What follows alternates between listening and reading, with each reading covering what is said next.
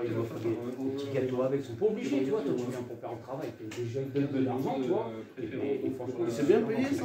Franchement, ça va, c'est pas un plan. Il a été courageux, le numéro 5 Émile Duval. Pas un plan, mais maintenant, tu as vu avec le gars, Les chevaux supportent lorsqu'ils sont déférés, ils semblent battus pourtant.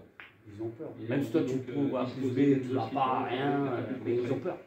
C'est extérieur, c'est pas comme nous, nous on prend. On n'est pas partout. Ah oui, mais voilà, après il y a toujours des risques partout. Voilà pour finir. Et puis on joue leur Léman qui a doublé pas mal d'adversaires pour finir, pour peut-être, je pense, prendre la 4e place. Ça reste à confirmer avec l'examen de la photographie. Voilà pour l'arrivée Laurent de la première ici à Mocanchi. Voilà, merci. À tout à l'heure, Olivier. Nous, on va poursuivre bien sûr avec Cagnes-sur-Mer et je me tourne tout de suite vers Jérôme directement. Votre ticket, Jérôme. Bon, courage. Merci beaucoup. Merci pour le café. Non, pas de problème. Merci beaucoup, bonne fête à toi. Merci également. Merci. De risque qui a maintenant 2 courses de parcours de Cagnes. Il n'a jamais gagné sur les. Il n'a gagné qu'une seule fois, c'était sur le steeple en Léon, je crois. Et là, il peut. À mon avis, trouver sa voie dans les handicaps. Donc ce sera mon préféré dans cette épreuve. Ticket offensif, 4 chevaux de base avec tous les autres associés. J'ai retenu donc le favori quand même dans les 5 premiers. Numéro 2, Tom Gary, que je reprends pour son retour sur les balais. Et puis numéro 5, Murmy, que je n'ai pas envie de condamner et qui peut, à mon avis, apporter un petit peu de piment à ce pic 5. À côté de méfiance, quand même, je pense qu'il faut lui faire confiance. Très bien, bah, écoutez, on va poursuivre tout de suite. Donc Cagnes-sur-Mer, tout de suite pour la dernière course du programme. On y va.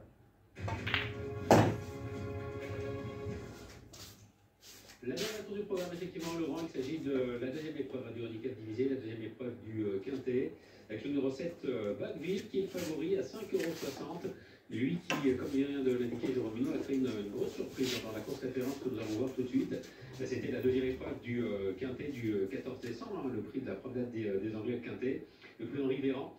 La deuxième épreuve avec Backville qui allait se classer 3e à la cote de 59 contre 1, lui qui avait mal couru pour sa première sortie du meeting. Un amour de risque préféré de Jérôme Minot était 5e de cette course de référence. Il y avait Soral de Kerzel 6e, Galouska 7e et Nurmi 8e. Ses concurrents se retrouvent.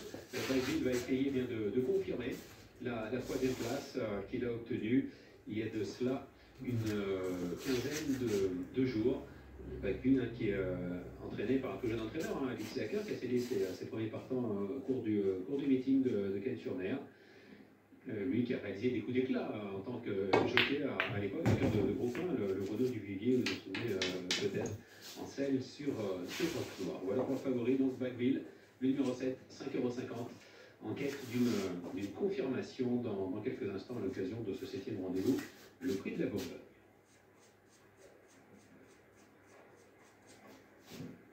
Nous suivons le favori dans le rond de présentation avec des œillères australiennes.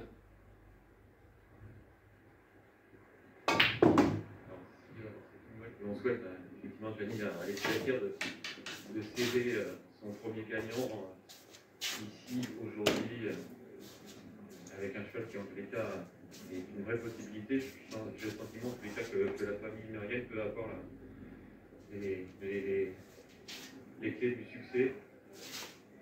Tom Gary et Soral Le Kertel. Tom Gary pour Hugo Mériel, le numéro 2, qui retrouve la discipline D après un test, c'est pas avéré concluant ici à Cagnes sur le steeple, mais en tous les cas, s'il reproduit sa sortie précédente, a largement la possibilité de batailler pour la victoire.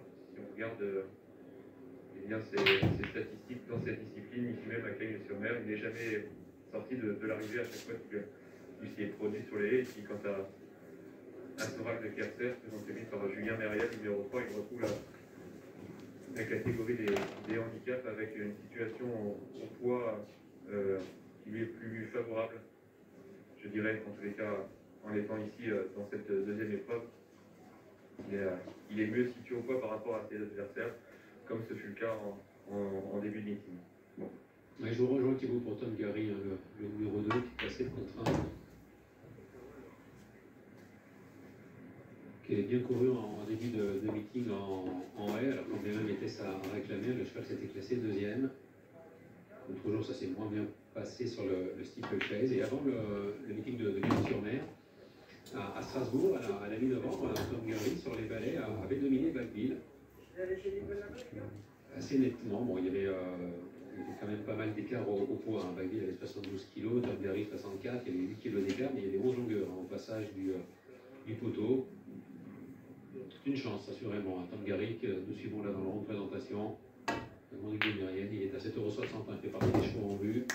Sans doute plus à son aise, plus à son affaire sur les favoris ici au Canter. Bagville. Sachez qu'il y a un changement de monte, hein, je veux signaler qu'Elegant Daniel va remplacer Artemis sur le numéro 12, Joshua Dream, dans cette épreuve.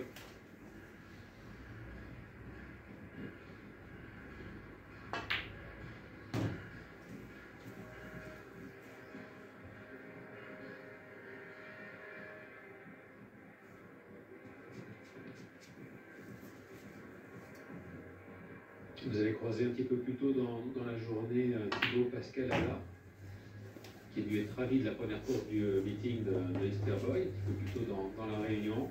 Et Pascalada, vous avez dit quelques mots sur le cheval qui présente là, dans ce 7e et dernier rendez-vous, numéro 8, d'Avanti Sanglil, qui est un outsider, qui est à plus de 20 contre 1. Écoutons tout de suite Pascalada. Je pense qu'il est vraiment bien calme. Quand il finit 4e, la dernière fois il est tombé, c'est pas de sa faute. Et la fois d'avant, il finit 4e, et s'il court de la même façon, moi je lui donne une chance. Le paramètre qui a changé par rapport à ses précédentes sorties, c'est le terrain qui est très pénible aujourd'hui. Ça va pas jouer contre lui, enfin ça sera le même pour tout le monde. Ça sera le même pour tout le monde, peut-être que ça va faire un bien, parce qu'il s'est pas fatigué lors de sa dernière sortie, et que je pense que la tenue entre guillemets fraîcheur sur un terrain.